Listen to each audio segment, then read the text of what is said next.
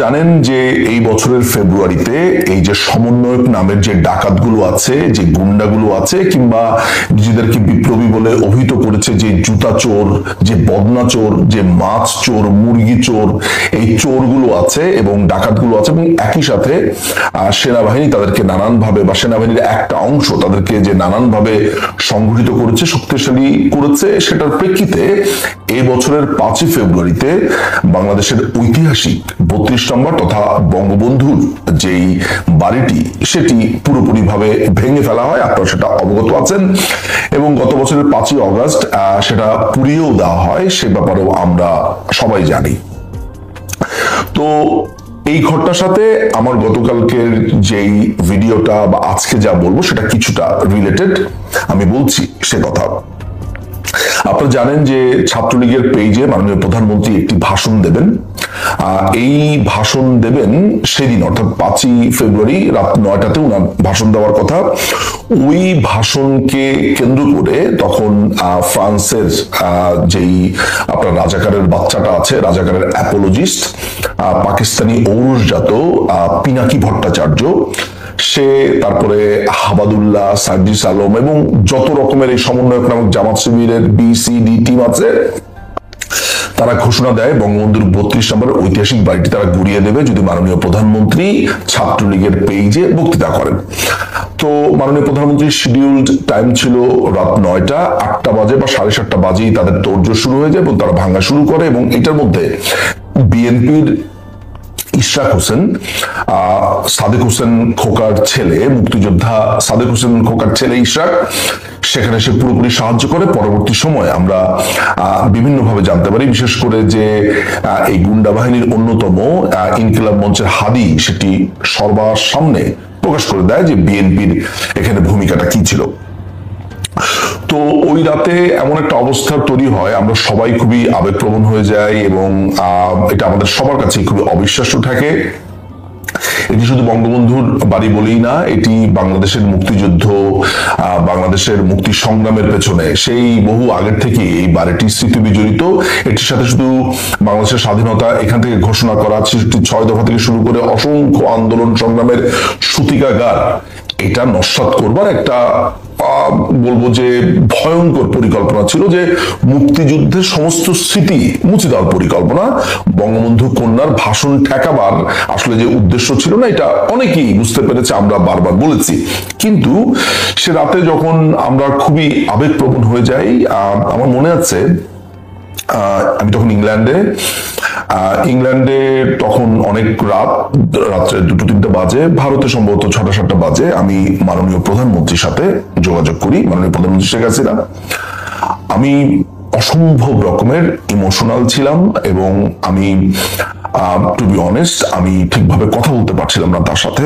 একটা পর্যায়ে আমি মাননীয় প্রধানমন্ত্রীকে বলি যে আপা, কোনোভাবে যদি সম্ভব হয় পশ্চিমাদের সাথে কথা বলা, এরা যা চায় তাও যদি আমরা মানে বলা যেতে পারে। সোজা কথা হচ্ছে যে আমি এত দ্রবীভূত হয়েছি, মানে আমাদের মতো দুর্বল চিত্তের মানুষ, আমার মতো আমি আমাদের মতো বলবো না, আমি ব্যক্তিগতভাবে বলবো যে এই ভয়াবহ অবস্থা দেখে আমি এতটা অসম্ভব রকমের ভয়ানক ফিল করছিলাম। আমি মাননীয় প্রধানমন্ত্রীকে তখন বললাম যে আপা, এই পশ্চিমাদের সাথে আপনি সম্ভব হলে যদি কথা বলা যায়, এদের সাথে একবার কথা বলা ভেবে দেখা।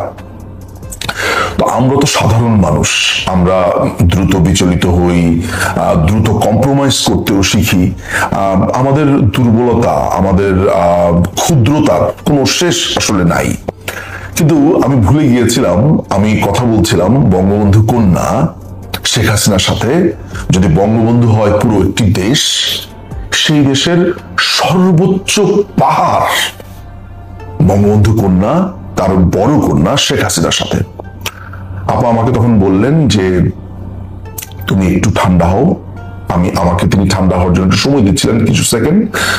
তারপরে তিনি আমাকে যে কথা বললেন, আমি ফোনের এই পার থেকে আমার কান্না ঝরছে আর আমি নেত্রীর কথা শুনে যাচ্ছি। নেত্রী আমাকে বললেন,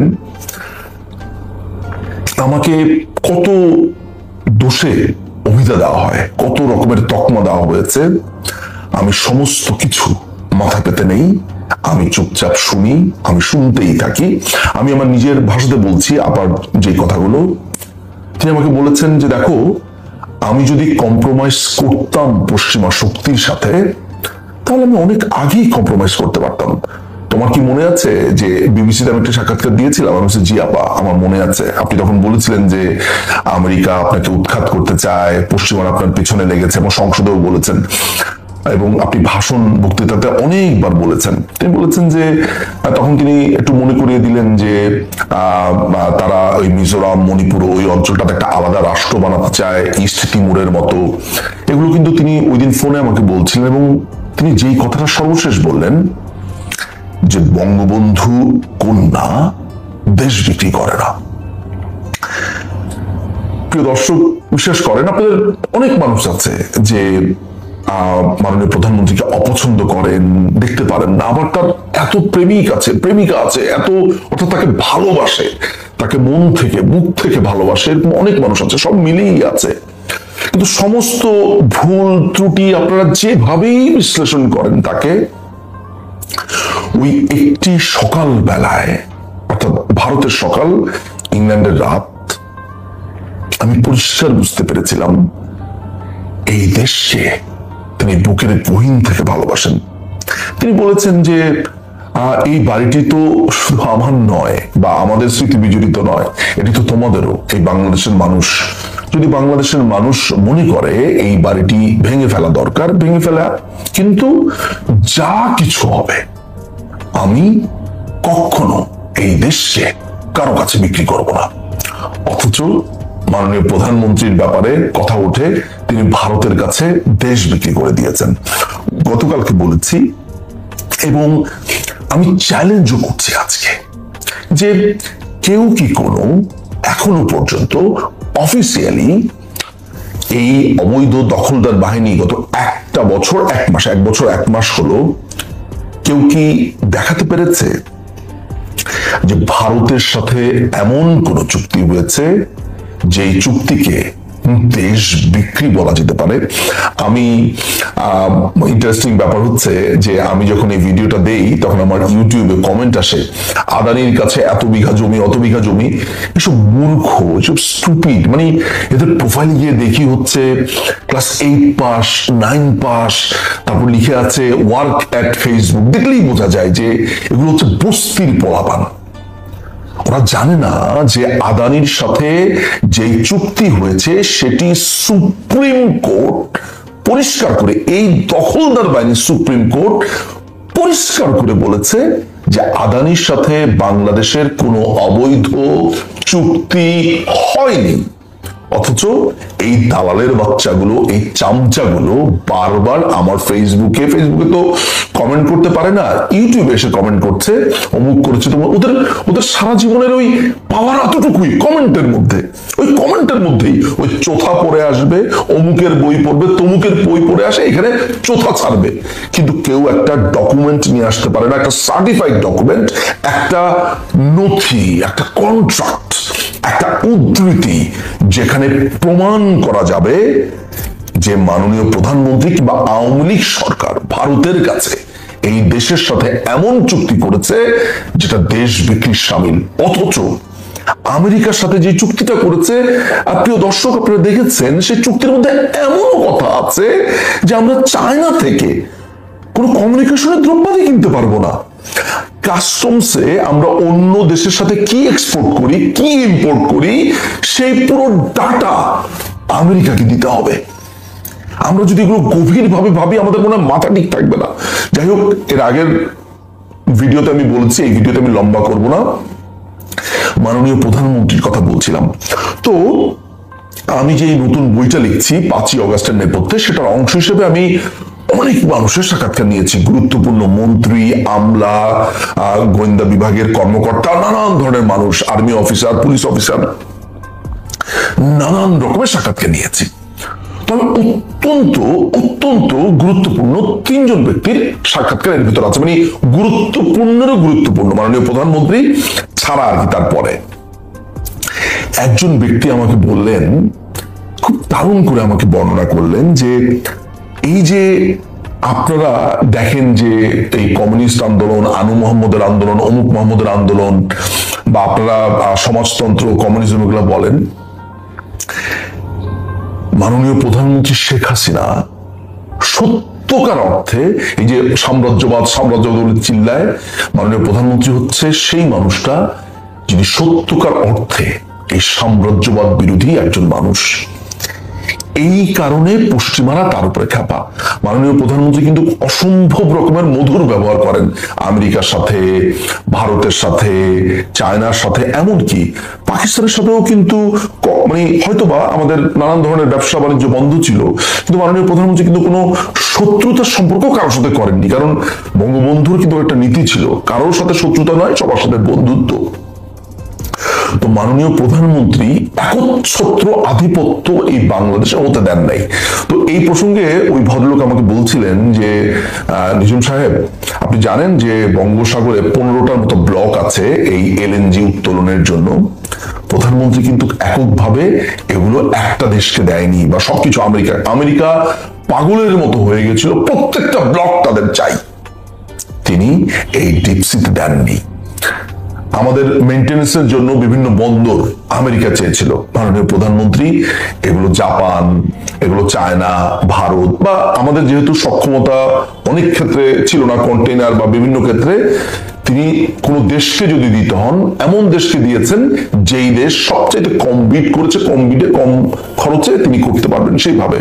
এর কারণ হচ্ছে তিনি বাংলাদেশে একটি সুনির্দিষ্ট দেশের কোনো আধিপত্য তৈরি করতে দিতে চান নাই। বারবার ট্যাগ করা হয়েছে, যেটা শ্রীলঙ্কাকে করা হতো, যে আমরা চায়নার ঋণের খপ্পরে পড়েছি। কিন্তু সাধারণ মানুষ তো এগুলো শুনতে বয়ে বলছে যে এক কথা বারবার বারবার বারবার বলবেন, মানুষরা বিশ্বাস করতে থাকবে। কেউ কোনো ভাবিনি যে চায়না থেকে যখন আমি 10টা টাকা আনবো, এই 10টা টাকা ফেরত দেওয়ার সিস্টেম, তার সুদ এত কম, আমাদের জন্য এত সহনশীল, কোনো কিস্তি মিস করলে সেটাও রেকটিফাই করবার সুযোগ থাকে। কিন্তু আমেরিকা কিন্তু তার থেকে যদি আমি লোন আনি, সে আমাকে লোন, প্রথমত লোন দিতেই চায় না, সে বিভিন্ন জায়গাতে আটকে রাখে এবং চড়া সুদে তার থেকেই আমাকে ইট কিনতে হবে, তার থেকে আমাকে এইটা কিনতে হবে, ওইটা কিনতে হবে। তো তখন তিনি যেটা করেছেন, চায়না থেকে লোন এনে এই ইনফ্রাস্ট্রাকচার গুলো করেছেন। ভারতের ব্যাপারে আসি, আমাকে আরেকজন ডিপ্লোম্যাট, আপনার নাম শুনলেই বলবেন আরে ভাইয়ের কথা বলছে, মানে উনি যথেষ্ট পরিচিত একজন মানুষ। সেই ভদ্রলোক আমাকে ব্যক্তিগতভাবে বলেছে যে ভারতে তিনি যখন যেতেন, আমি নিশ্চিত আজকে ভারতীয় হাই কমিশন কিংবা ভারতের কোনো গোয়েন্দা কর্মকর্তা বা যে কেউই দেখেন না কেন, উইথ ডিউ রেসপেক্ট, মাননীয় প্রধানমন্ত্রী কিন্তু বাংলাদেশকে সবার আগে বিবেচনা করতেন। ভারতের অনেক কর্তাব্যক্তিরা একটু বিরক্ত হতেন যে উনি এত রিজিড কেন, এত এরকম বন্ধুরাষ্ট্র এত রিজিড করে উনি কন্ট্যাক্ট করতে চান কেন। মাননীয় প্রধানমন্ত্রীকে কিন্তু, এটা সত্যি কথা, তার এই বোল্ডনেসের জন্য সবাই খুব শ্রদ্ধা করতেন, যে তিনি দেশটাকে কিভাবে আগলে রাখছেন। এবং ভারত সবসময় বাংলাদেশের প্রতি একটা ব্যাপারে ভয়ানক রকমের প্লিজড ছিল, যেইটার কারণে আমাদের এই ভারত বিদ্বেষী অংশ বারবার আপনার গুজব ছড়ায় যে ভারতকে সব দিয়ে দিয়েছে। আজকে আমি এই সত্যটা বলি। সত্যটা হচ্ছে যে ভারত বাংলাদেশের বর্ডারে আওয়ামী লীগ আমলে এই সন্ত্রাসবাদকে এমন ভাবে নির্মূল করা হয়েছে, অসংখ্যবার ট্রাই করা হয়েছে যে ভারতের বর্ডারে গিয়ে একটা কেওয়াজ লাগানোর জন্য। সন্ত্রাসবাদী হামলা মিজোরামে, আপনার মণিপুরে, নানান জায়গাতে, এবং বর্ডার প্রচন্ড স্ট্রিক্ট করা হয়েছিল, প্রচুর গার্ড বাড়ানো হয়েছিল, সৈন্য সংখ্যা বাড়ানো হয়েছিল, যাতে দুই দেশের border all the time safe থাকে। এবং সেই কারণে ভারত অসম্ভব রকমের প্লিজড ছিল। এই যে একটা কথা বারবার বলা হয় না যে ভারতকে আমরা এমন কিছু দিয়েছি আজীবন মনে রাখবে, এটা বলে আপনি শুনলেই মনে হয় না। কারণ যখন আপনার ভারত বিদ্বেষী একটা ফ্লো আছে বাংলাদেশে, এবং ওই একই সময়ে এই ডায়লগটা হবে যে ভারতকে আমরা এমন কিছু দিয়েছি যা তারা আজীবন মনে রাখবে, তখন মনে হতে পারে ভারতকে মনে হয় সমস্ত কিছু দিয়ে দেওয়া হয়েছে, আমাদের সম্পদ ভারতে পাচার করা হচ্ছে, সমস্ত কিছু। আদতে এই সীমানাকে, এই সীমান্তকে এমন ভাবে প্রোটেক্ট করা হয়েছে, সেটির কথাই তখন রেফার করা হয়েছে। ইয়েস, ভালোভাবে বুঝিয়ে না বলতে পারলে এরকম কনফিউশন তৈরি হয়, যেখানে একটা সংশয় আছে। কিন্তু আমরা 5ই আগস্টের পরে কি জানলাম?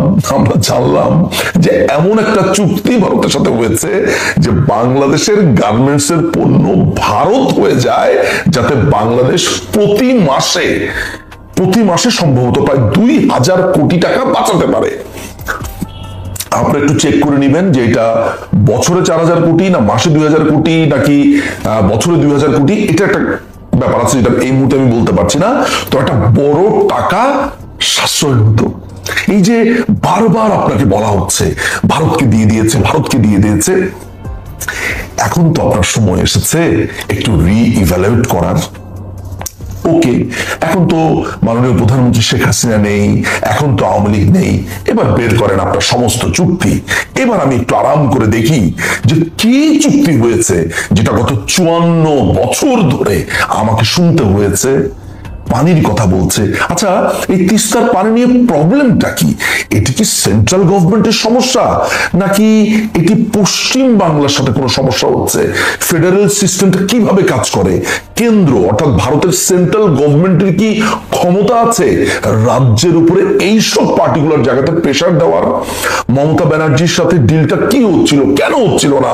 ফারাক্কার চুক্তি, পানি, এগুলো কি আমরা কি এগুলো দেখেছি? কিংবা আমরা কি কখনো এটা বিবেচনা করেছি যে ভারত সরকারকে ভারতের লোকেরা ফাটিয়ে ফেলেছে সমালোচনা করে, যে ছিটমহল দিতে গিয়ে বাংলাদেশকে এতগুলো জমি কেন দিয়ে দেওয়া হলো? আপনারা কি জানেন বাংলাদেশ কয়েকশো বিঘা একর জমি পেয়ে গিয়েছে, এক্সট্রা ভারত দিয়ে দিয়েছে ওই ছিটমহল।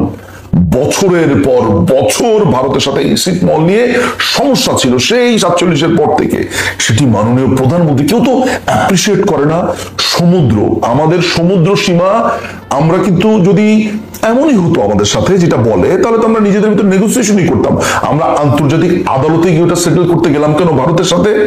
ভারত কিন্তু এই ব্যাপারে আমাদের সাথে শত্রুতা করেনি।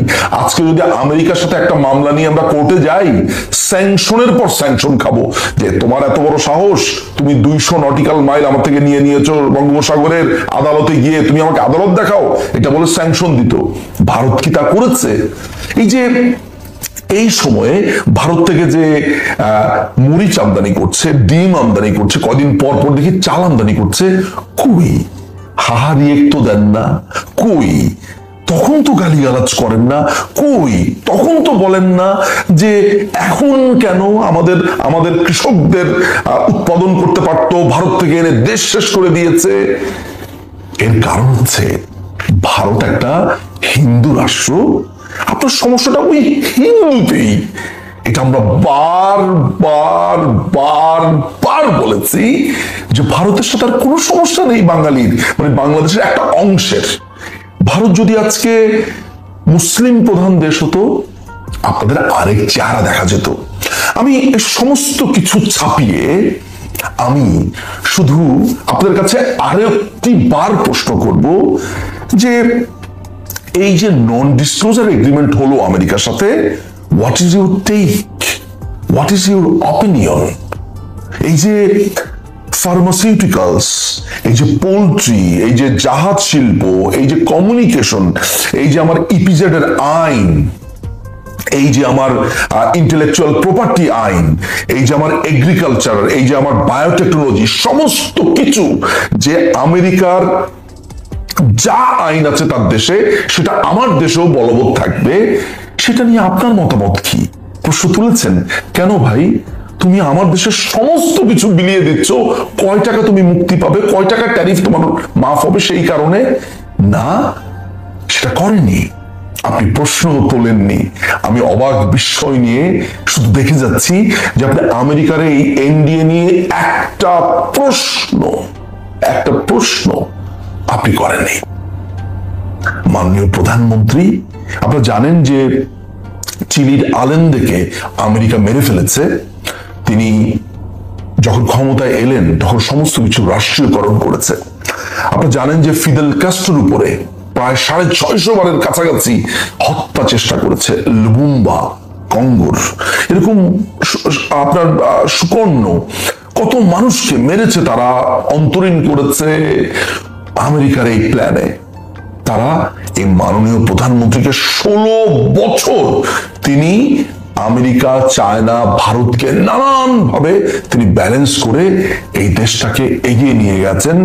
একজন নারী, 80 বছর বয়স্ক একজন নারী, যেই অপরূপ ভাবে এই দেশটাকে কন্ট্রোল করেছে, পশ্চিমা বিশ্বকে নানান ভাবে, কারোর সাথে শত্রুতা না করে।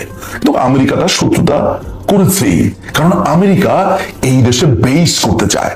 আপা আমাকে বলছেন যে আমাকে তারা সরাবার একটা বড় রিজন হচ্ছে এই দেশে তারা এমনি এমনি এসেছে, মায়ানমারকে, ভারতকে এবং চায়নাকে তারা স্ক্রু টাইট দিবে, তারা দেখে নেবে এবং তোমরা এটা দেখবে এই দেশটাকে। আমরা একটা খুবই গরিব একটা রাষ্ট্র, আমাদের যুদ্ধ করার ক্যাপাবিলিটি আছে, তারা আমাদের ঘাড়ের উপরে বন্দুক রেখে ভারতে ফায়ার করবে, আমাদের ঘাড়ের উপরে বন্দুক রেখে তারা চায়নাতে ফায়ার করবে, মায়ানমারে ফায়ার করবে।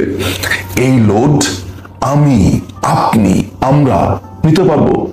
মাননীয় প্রধানমন্ত্রী এই বাংলাদেশিদেরকে ঝামেলা মুক্ত, যুদ্ধ মুক্ত রাখতে চেয়েছিলেন, আর এই যুদ্ধের মধ্যে ঢুকে আপনারা তালি বাজাচ্ছেন। চমৎকার চমৎকার, এখন মাননীয় প্রধানমন্ত্রী নেই। আমি এই শিক্ষিত তরুণ সমাজ বা মধ্যবিত্ত সমাজ বা যারা শিল্প সাহিত্যের চর্চার মধ্যে আছে, তারা বাংলাদেশ আওয়ামী লীগের প্রাণ। আমি তাদেরকে বলবো যে এই নন ডিসক্লোজার এগ্রিমেন্টটা পড়েন, আপনি নিজে একটা ভিডিও বানান এবং বলতে থাকেন ক্রমাগত ভাবে কি করছে ইউনুস, এই দেশটাকে শেষ করে দিচ্ছে। এটার বিনিময়ে ইউনুস তার 666 কোটি টাকা মকুফ পেয়েছে, ইউনিভার্সিটি করেছে, তার নিজের নামে হাসপাতাল করছে, তার ব্যক্তিগত ট্যাক্সের টাকা হাজার হাজার কোটি টাকা সে আপনার ট্যাক্স লুটে নিচ্ছে। কিছু করছেন না, কিছু বলছেন না। বলুন। সবশেষে আমি আপনাদের কাছে আমার মার জন্য দোয়া চাইবো, প্রার্থনা করব। আজকে তিনি একটু পরে হসপিটালে ভর্তি হতে যাচ্ছেন। আপনারা হয়তো কেউ জানেনই না, আমি এই মুহূর্তে ভারতের চেন্নাইতে আমার মার, আপনি জানেন যে মা ক্যান্সার আক্রান্ত, এবং মাকে নিয়ে আমি চেন্নাইতে আছি। তার সারা শরীরে এই ডিজিজ ছড়িয়ে পড়ছে। আগামীকালকে মার সার্জারি হবে, খুব মেজর একটা সার্জারি। এত কিছুর মধ্যেও আমি দেশের কথা বলছি। আমাকে দেখে একটা বারের জন্য আপনি বুঝতে পারেন যে আমার মা এবং দুরারোগ্য ব্যাধিতে আক্রান্ত, হসপিটালাইজড। এই যে আপনার সাথে কথা বলছি, কথা বলবার পর তাকে নিয়ে যাচ্ছি হসপিটালে, ডাক্তারের কাছে। আমাকে দেখে, আমার হাসি দেখে, আমার চোখ দেখে, শুধু আমি কেন, এরকম অসংখ্য মানুষ, আওয়ামী লীগের কর্মী, তার কষ্ট বুকে চেপে দেশের জন্য কথা বলছে, দেশকে নিয়ে লড়ছে। আমার জন্য, আমার মার জন্য, আমাদের দেশের জন্য প্রার্থনা করবেন, দোয়া করবেন। এই যে পদ্মা সেতু যে আপনার বন্ধ করার জন্য ডক্টর ইউনুস চেষ্টা করেছে না জান প্রাণ, আপনি চিন্তা করতে পারেন। এখন তো এগুলো আমরা সবাই জানি যে শেখ হাসিনাকে ফোনে করে মানে ঘন্টার পর ঘন্টা কথা বলার জন্য প্রস্তুত ছিল হিলারি ক্লিন্টন। শেখ হাসিনা আধা ঘন্টা 28 মিনিট 30 মিনিট বিরক্ত হয়ে ফোন রেখে দিলে, তাই না? কি অদ্ভুত ব্যাপার এই ইউনুস, কিভাবে সে নিজেকে ওত পেতে বসিয়ে রেখেছে 40-50 বছর বাংলাদেশের ক্ষমতা দখল করার জন্য। এবং হিলারি ক্লিন্টনের মতো মানুষ, হিলারি ক্লিন্টন দেখেন, হিলারি ক্লিন্টন অত্যন্ত অভিজ্ঞ একজন রাজনীতিবিদ, অত্যন্ত নিষ্ঠুর একটা হিউম্যান বিং। আপনাদের মনে আছে কিনা ডোনাল্ড ট্রাম্পের কাছে যেবার হিলারি ক্লিন্টন হেরে গেল, তার আগে একটা বক্তৃতাতে সে বলছিল যে ইরানকে সে অবলিটারেট করে দিবে, মানে পৃথিবীর বুক থেকে মুছে দিবে কিছু করলে ইরান। মানে এই ধরনের কথাবার্তা বলতো এই মহিলা। এবং তার ব্যক্তিগত জীবনেও হলো যে মানে ক্ষমতা তার এত প্রিয় যে সে বিল ক্লিন্টনের সাথে একটা আপনার পলিটিক্যাল ম্যারেজ করেছে। তো আজকে এখন একটা জিনিস আজকে মনে পড়লো একটু আগে, হিলারি ক্লিন্টন আর বিল ক্লিন্টনের তো আপনার ব্যক্তিগত জীবনের ব্যাপার, আসলে এগুলো বিষয় না, কিন্তু বিষয়টা হয়ে যায় যখন রাজনৈতিক হয়ে যায়।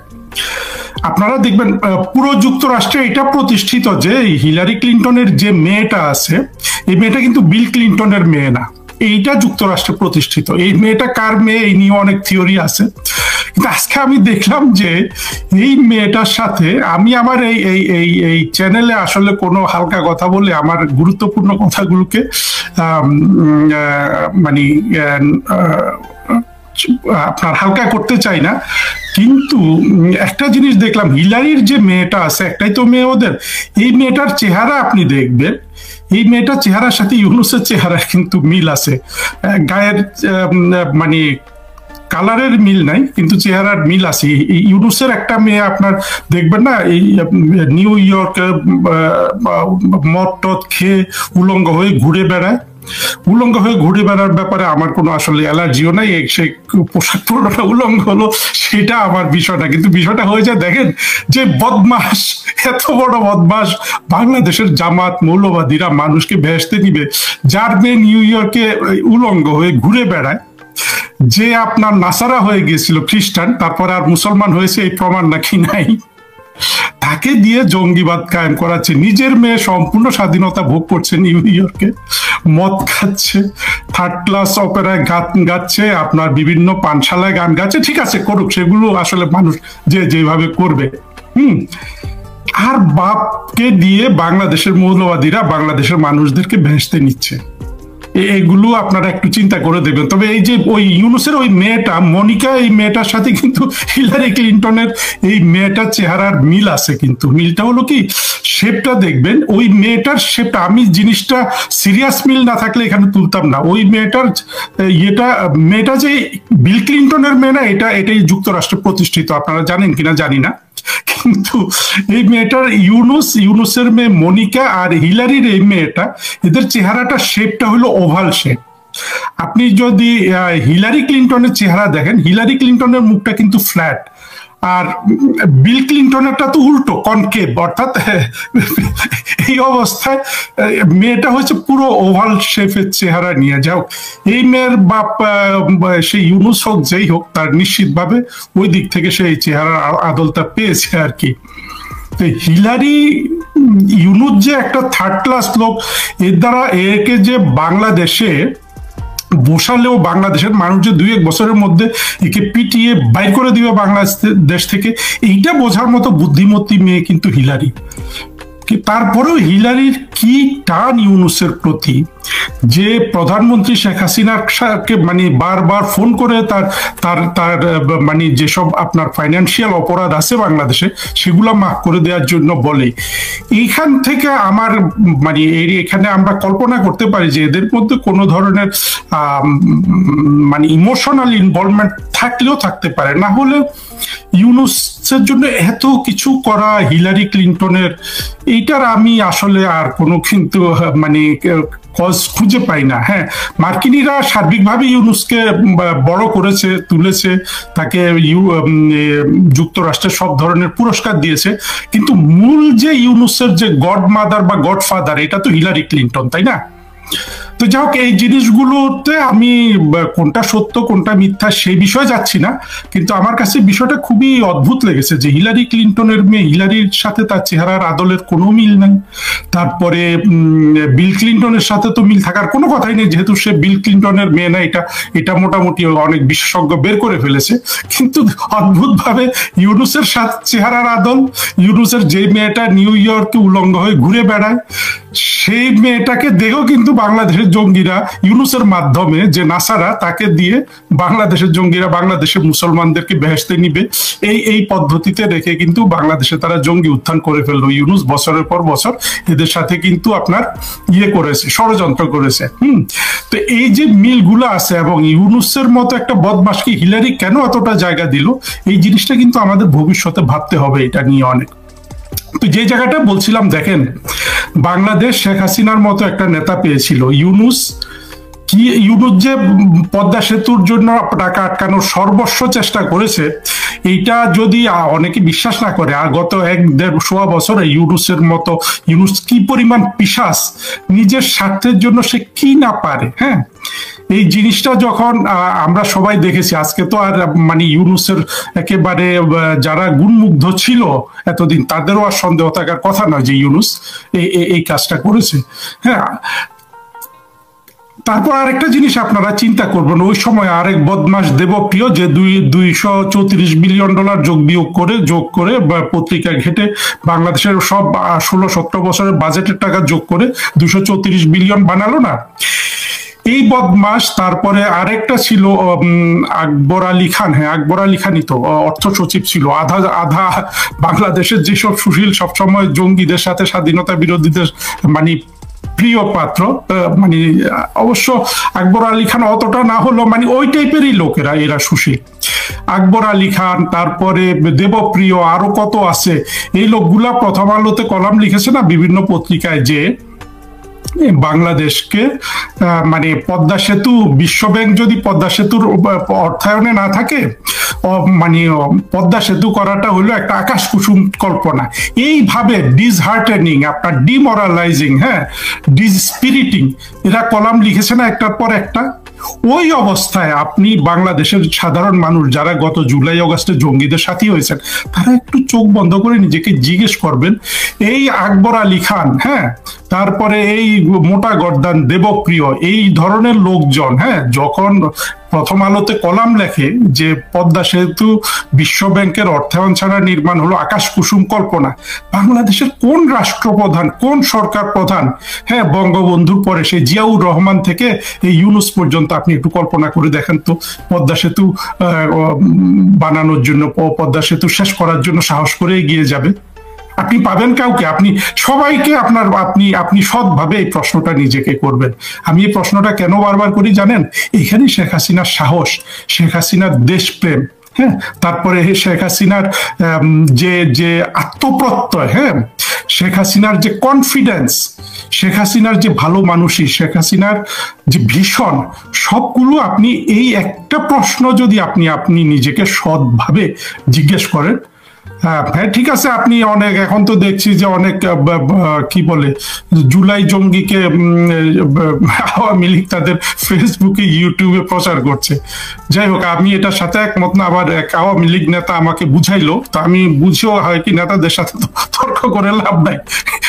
তো যাই হোক, কারণ হলো যে এই বের হয়েছে না আমাদের একেবারে আওয়ামী লীগের ভেতর থেকেই তো খন্দকার মোশতাক বের হয়েছে, সর্বশেষ কিন্তু জেনারেল ওয়াকার বের হয়েছে। এরপরে তো আর আসলে সাবধানতা অবলম্বনের কিন্তু কোনো বিকল্প নাই। তারপরও আমি আশা করি এবার আওয়ামী লীগ সাবধান হবে, তবে ছোট ছোট জিনিস থেকে যদি আমরা দেখি যে সাবধান হচ্ছে না, সেটা তো অবশ্যই উদ্বেগ হওয়ার কারণ। যাই হোক, আজকের বিষয় সেটা না। আজকের বিষয় ছিল যে ওই জিনিসটা দেখেন, এইরকম একটা নেতা আমরা পেয়েছিলাম যিনি বাংলাদেশ নেপালের থেকে একদম সমান কাতারের দেশটাকে কোথায় বাংলাদেশকে তুলে নিয়ে এসে আজকে বাংলাদেশের পার ক্যাপিটাল জিডিপি শেখ হাসিনা যখন যান তখন প্রায় নেপালের দ্বিগুণ ছিল। তো এই অবস্থায় এইরকম কোনো নেতা নেপাল কিন্তু পায় নাই। না পাওয়ার কারণে দেশটার অল্প জনসংখ্যা, রিসোর্সফুল কান্ট্রি, প্রচুর আপনার ওদের টুরিস্টও আসে এবং সেই ট্যুরিজমকে আরো বাড়ানোর প্রচুর সমূহ সুযোগ সম্ভাবনা সব আছে। মাশাআল্লাহ, বাংলাদেশে তো যেই দেশে মনে করেন যে জামাত ইসলামের মতো বা বাংলাদেশে যেসব জঙ্গিরা ডমিনেট করে, এই ধরনের জঙ্গি থাকলে তো আমাদের হিমালয় থাকলেও কাজ হবে না। আমরা তো আর আপনার করতে পারবো না, আমরা তো ট্যুরিজম বিজনেসটাকে সেভাবে আমরা করতে পারবো না, মানে এই জঙ্গিদেরকে পরাজিত করা ছাড়া। কিন্তু নেপালের এইগুলো কোনো সমস্যা ছিল না, কিন্তু শেখ হাসিনার মতো কোনো নেতা না পাওয়াতে নেপাল রাষ্ট্রটা গরিব রয়ে গেল। তারপরেও দেখেন, এই দরিদ্র একটা রাষ্ট্রে কিন্তু ইসলামিক জঙ্গি নেই। ইসলামিক জঙ্গি না থাকার কারণে এরা যে এত বড় একটা মানে সমস্যায় পড়ে গিয়েছিল যে সরকার পড়ে যেতে হলো, এবং রাস্তায় মানে যেভাবে হোক ষড়যন্ত্র হোক, যে হোক 28 জন মানুষ মরে গেল। সাথে সাথে একটা রাইট পারসনকে চুজ করছে, এই সুশীলা কার্কি, উনি ইলেকশন ঘোষণা করে দিয়েছেন। দেখেন এই ভদ্র মহিলার দেশপ্রেম, স্বচ্ছতা কোন পর্যায়ে। আর ইউনূস এসে কি কি করেছে আমি সেগুলা আর কিন্তু বললাম না। তাহলে দেখেন আমাদের দেশটাকে একদিকে একই রকম একটা ঘটনা ঘটেছে যেটাতে পুরোপুরি ষড়যন্ত্র ছিল, একটা রাষ্ট্রপ্রধান, একটা সরকার প্রধান যিনি দেশটাকে একেবারে এগিয়ে নিয়ে যাচ্ছিলেন, যেই দেশে জঙ্গি জাহেদের মতো উন্মাদ মানে কি বলবো যে বিকৃত মস্তিষ্কের জঙ্গিরা দিনের পর দিন ঘরে বসে, ঢাকা শহরে বসে শেখ হাসিনাকে গালিগালাজ করেছে, আওয়ামী লীগকে গালিগালাজ করেছে, রাষ্ট্রের বিরুদ্ধে অবস্থান নিয়েছে, রাষ্ট্র তাদের সহনশীলতার মাধ্যমে সেগুলো শুনেছে। হ্যাঁ, এইরকম একটা প্রধানমন্ত্রীকে কিন্তু বাংলাদেশের মানুষ ওই জুলাই জঙ্গিদের প্ররোচনায় রাস্তায় নেমে এসে তাকে দৃশ্যপট থেকে আলাদা সরে যেতে বাধ্য করলো। কিন্তু শেখ হাসিনা কিন্তু বলেছেন এটা, উনি কিন্তু সরে গেছেন খুন খারাপি যাতে কমে এই জন্য, কারণ জঙ্গিরা জঙ্গিদের মেরে ফেলছিল শেখ হাসিনাকে এবং পুলিশকে সামনে দেখিয়ে দেখিয়ে। সেখানেও কিন্তু শেখ হাসিনার দেশপ্রেম দায়িত্বশীলতার কিন্তু প্রমাণ আছে। তো দুঃখের বিষয়টা কি জানেন, বাংলাদেশটাকে সুশীলা কার্কি এই ভদ্র মহিলা তার প্রজ্ঞা দ্বারা নেপাল যে একটা বিপদে পড়ছিল সেখান থেকে কিন্তু নেপালকে উদ্ধার করে ফেললো। আর ইউনূস 40 বছরের একটা বাটপার, হ্যাঁ, পাশ্চাত্যকে সে বেচে কিনে খেয়ে ফেলেছে। পাশ্চাত্যকে কি পরিমাণ বেচে কিনে খেয়েছে সেটা তো আর বলার অপেক্ষা রাখে না, কিন্তু তার সব অভিশাপগুলা পড়লো বাংলাদেশের উপর। সে বাংলাদেশকে ধ্বংস করে দিল, নানান তাল বাহানা করে সরকারকে জঙ্গিদের সাথে হাত মিলিয়ে সরকারকে পতন ঘটালো। এখন সে এই রাষ্ট্রের ক্ষমতা যত দীর্ঘায়িত করার চেষ্টা করছে, নানান ভাবে কতভাবে যে চেষ্টা করছে আপনারা তো জানেন। কিন্তু হয় কি, পৃথিবীতে যে যত বড় অপরাধী, যে যত বড় শয়তান, যে যত বড় বিশ্বাসঘাতক দেশদ্রোহী, তার সাজা কিন্তু তত বড়ই হয়। এবং বাঙালিরা সাজা দিতে পারে। বাঙালিরা ভুল করেছে বারবার। সেই ভুল একেবারে 72 সাল থেকে শুরু হয়ে গেছে। 72 সাল থেকে বঙ্গবন্ধু সরকার, আমি বলবো আওয়ামী লীগের সরকার, কেউ কিন্তু বাংলাদেশকে যেই মিথ্যার উপর দাঁড় করিয়ে আপনার এই বারবার আমাদেরকে পরাজিত করে যে ভারতের কাছে বাংলাদেশ বিক্রি হয়ে গেছে, তারপরে হিন্দুদের ঘৃণা করতে হবে। দেখেন, ওই কথাগুলা কিন্তু ছিল, 3টা জিনিস ছিল শেখ হাসিনার আমলে বলতো, জঙ্গি জাহেদরা বা পিনাকিরা, এরা তো বারবার 3টা জিনিসই বলতো যে সব গুম খুন হয়ে যাচ্ছে, সব টাকা বিদেশে পাচার হয়ে যাচ্ছে, আর ভারতের কাছে বাংলাদেশ বিক্রি হয়ে যাচ্ছে। আজকে কিন্তু ওই 3টা পয়েন্টকে ওরা একটা জিনিসই নিয়ে আসছে, যে কেন শেখ হাসিনা আসবে না, কেন আওয়ামী লীগ আসবে না, আসলে কি হবে, ওই যে ভারত সব নিয়ন্ত্রণ করে। এটা ওদের একটাই কথা, যে এটা ভারতের বয়ান, আমি যে আজকে বক্তৃতা দিচ্ছি এটা ভারত আমাকে শিখিয়ে দিচ্ছে। এইটাই তো তারা প্রচার করবে যদি আমাকে তাদের চোখে পড়ে। কিন্তু আমি বাংলাদেশের মানুষকে কর জোরে, আপনি যদি বাংলাদেশের সাধারণ মানুষ হন, আপনাকে আমি একটা প্রশ্ন করব, আপনি শেখ হাসিনার আমলে যে 16 বছর জীবন যাপন করেছেন, বা তারও আমলে 96 থেকে 2001, বা তারও আমলে আপনি যদি বয়োবৃদ্ধ হন, আপনার 24 ঘন্টা জীবন যাপনে ভারত কি কাজ করে যে যার জন্য আপনার মনে হয় যে ভারতের হাতে আপনার স্বাধীনতা, সার্বভৌমত্ব সব বিক্রি? ভারত বাংলাদেশের জন্য আপনার তার রাস্তাঘাট ছেড়ে দেয়, তার নানান কনজেশন থাকা সত্ত্বেও, তার সীমাবদ্ধতা থাকা সত্ত্বেও আপনি সেই রাস্তাঘাট দিয়ে আপনার গার্মেন্টস সামগ্রী ইউরোপ আমেরিকায় বিক্রি করবেন, বছরে 2000 কোটি টাকা সেখান থেকে আপনি লাভ তুলে নিবেন, সেভ করবেন। কেন, এটা তো আমি বলিনি, হ্যাঁ, এইটা শেখ হাসিনা সরকারের কোনো মন্ত্রী, শেখ হাসিনার থেকে কারো থেকে কিন্তু আমরা জানিনি। আমরা জেনেছি এই 2000 কোটির হিসাব জেনেছি কিন্তু জঙ্গিদের যে বাণিজ্য উপদেষ্টা আছে বশিরের কাছ থেকে। হ্যাঁ, আর এই ট্রান্সশিপমেন্টটা যে ছিল, এই সুবিধাটা যে ভারত দিয়ে রেখেছিল, সেটাও তো আমরা জেনেছি যে এই ইউনূস আসার পরে। আমরা তো শেখ হাসিনা সরকারের আমলে এটা জানতে পারিনি। দেখেন, ভারত বাংলাদেশের জন্য বন্ধুত্বের হাত বাড়িয়ে কত কি করেছে, এগুলো শেখ হাসিনা সরকারও কিন্তু আমাদেরকে জানায়নি।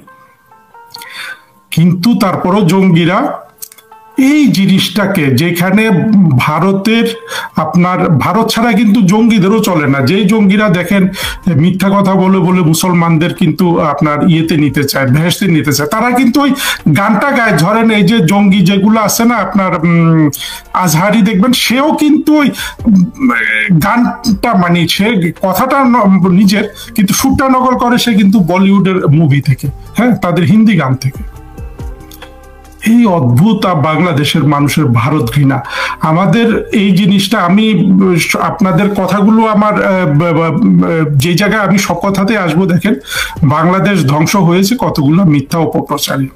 সেই মিথ্যা অপপ্রচারের মধ্যে সবচেয়ে ধোঁকাবাজির মিথ্যা, সবচেয়ে আপনার প্রমাণহীন মিথ্যা হলো যে এই বাংলাদেশ ভারতের বয়ান, বাংলাদেশের মুক্তিযুদ্ধ মানে এটা ভারতের বয়ান, বাংলাদেশের আপনার অর্থনৈতিক সমৃদ্ধি হবে সেটা ভারতের বয়ান, বাংলাদেশে আপনার সাংস্কৃতিক ভাবে এগিয়ে যাবে সেটা ভারতের বয়ান, বাংলাদেশের পজিটিভ কিছু হবে সব ভারতের বয়ান। হ্যাঁ, এই বলে বলে সাধারণ মানুষের মগজ ধোলাই করা। আর ওরা কি দেয়? মব দেয়। হ্যাঁ, ওরা আজকে নারীদের স্বাধীনতাকে কোথায় নিয়ে গেছে, আজকে বাংলাদেশের অর্থনীতি কোথায় নিয়ে গেছে। এই জঙ্গিরা 1 বছর 2 বছর 5 বছর যদি বাংলাদেশ শাসন করে, বাংলাদেশ কোথায় যাবে এটা কিন্তু চিন্তা করা খুব কঠিন না। তবে হ্যাঁ, এই মিথ্যার আর বাংলাদেশে বিজয় হতে দেয়া যাবে না। আমি এই জায়গাটায় আমি সবসময় জোর দিব, বাংলাদেশকে যেন এই যে ভারত বিরোধিতা, হিন্দু বিরোধিতা, আওয়ামী বিদ্বেষ, বঙ্গবন্ধু বিদ্বেষ, শেখ হাসিনা বিদ্বেষ, বাকশাল বিদ্বেষ, বাকশাল নিয়েও আমরা কথা বলবো, আমরা সব সত্য প্রকাশ করব। মানুষকে আমরা জনে জনে জিজ্ঞেস করব যে আপনার এই জিনিসটা খারাপ কোথায়। শুধু আপনার সাম্প্রদায়িক ঘৃণা যে আওয়ামী লীগ হিন্দু, হ্যাঁ, বঙ্গবন্ধু হিন্দু, শেখ হাসিনা হিন্দু। বাংলাদেশের যত রাষ্ট্রপ্রধান হয়েছে শেখ হাসিনা সবচেয়ে পরেশগার, এটা তো আমরা সবাই জানি, কিন্তু আমরা মানি না।